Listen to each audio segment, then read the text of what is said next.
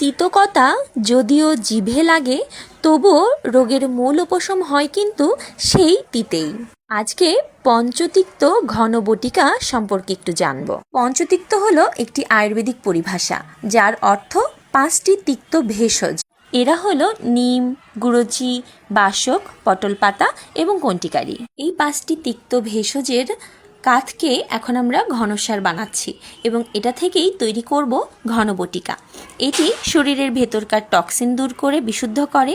এটি রোগ প্রতিরোধে ও দীর্ঘস্থায়ী চর্ম ও অস্থি সমস্যা নিরাময়ে অত্যন্ত কার্যকরী। চর্মরোগের মধ্যে রয়েছে একজিমা, সোরিয়াসিস, ফোড়া, চুলকানি, ব্রণ প্রভৃতি সমস্যায় চর্মের ভেতর থেকে পরিশোধন করে এটি আরাম দেয়। এছাড়াও অস্থি ও সন্ধি রোগে বাত ও অস্থিশূলেও এটি ব্যবহৃত হয়ে থাকে।